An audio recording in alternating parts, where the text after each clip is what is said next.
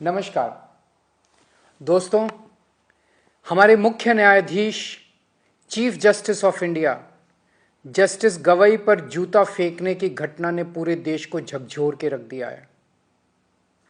एक शख्स ने हमारे देश के चीफ जस्टिस गवई पर जूता फेंकने की कोशिश की। इसके बाद सोशल मीडिया पे जस्टिस गवई को मारने, पीटने और न जाने किस किस तरह की हिंसा करने की ढेरों धमकियां दी जाने लगी। अलग अलग तरीके से उनका अपमान किया जाने लगा। इन लोगों ने ना ही जूता फेंकने वाले के खिलाफ कोई कार्रवाई की और ना ही धमकियां देने और अपमान करने वालों के खिलाफ इन लोगों ने कोई कार्रवाई की। ऐसा लगा जैसे ये सब एक सुनियोजित, सिस्टमैटिक तरीके से किया गया एक षड्यंत्र है। इस घटनाक्रम के जरिए इन लोगों ने समाज के दो तबकों को बहुत कड़ा संदेश देने की कोशिश की है, एक दलित समाज और दूसरी न्यायपालिका। जस्टिस गवई दलित समाज से आते हैं।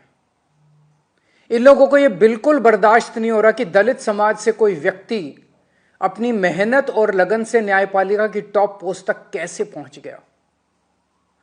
क्या ये इनकी हरकतें दलित समाज को डराने और अपमानित करने की कोशिशें नहीं है? इसके बाद एक आम दलित किससे न्याय की उम्मीद करेगा? क्या इससे दलितों पर अत्याचार करने वालों और उनसे नफरत करने वालों के हौसले बुलंद नहीं होंगे?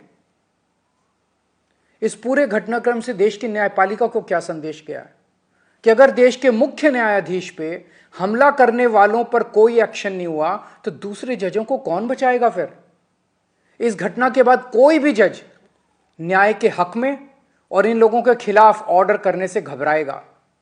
उसे लगेगा इसी तरह उस पर भी हमला हो सकता है और हमलावर का कुछ नहीं होगा। उसे लगेगा उसके और उसके परिवार को सोशल मीडिया पे धमकियों और अपमान का सामना करना पड़ सकता है और जज को बचाने वाला कोई नहीं होगा। क्या यह पूरे देश की न्यायपालिका को डराने और उनको काबू करने का एक षड्यंत्र तो नहीं है?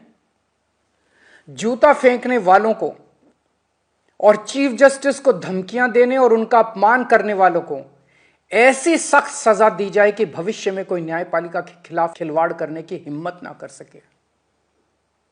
चुनाव आयोग, मीडिया और विपक्ष के बाद अब यह न्यायपालिका की आवाज को दबा के पूरे लोकतंत्र को खत्म करना चाहते हैं। न्यायपालिका की स्वतंत्रता हमारे देश के अस्तित्व के लिए अहम है। न्यायपालिका का यह अपमान देश के संविधान का अपमान है, बाबा साहेब का अपमान है। यदि आप सच्चे देशभक्त हैं तो आप चुप नहीं रह सकते। बोलिए, उठिए और न्याय की रक्षा के लिए आवाज उठाइए। मेरी तरह आपका भी खून जरूर खोल रहा होगा। जय हिंद।